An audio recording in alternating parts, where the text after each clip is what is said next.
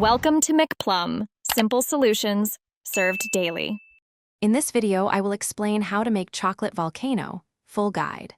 Melt chocolate over gentle heat and prepare your mold while the base batter cools slightly. Pour carefully to create a chamber for molten center. I will guide you through safe melting, assembly, and timing so the interior stays gooey while the exterior sets beautifully.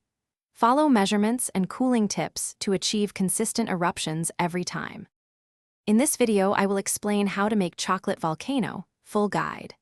Begin by measuring chocolate, butter, sugar, eggs, and a splash of cream to form a stable molten core. Preheat equipment and line molds to ease removal. Keep a thermometer handy so you hit the right temperature window. I will walk you through combining ingredients, tempering basics, and prepping molds so each volcano has a glossy shell and a flowing center. In this video, I will explain how to make chocolate volcano, full guide. Quick note, if you're enjoying the video, please subscribe and like so I can keep sharing recipes.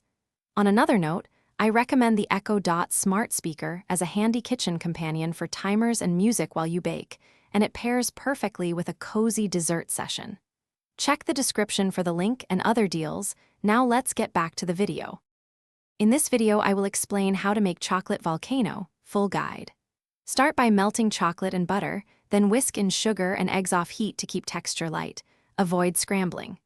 Pour batter into prepared molds, bake briefly if needed, then cool until set but not cold. Fill the center with a warm ganache or extra molten chocolate, seal, and chill briefly so the outer shell holds while the core remains liquid for dramatic serving. Thanks for watching. Stay juicy and subscribe.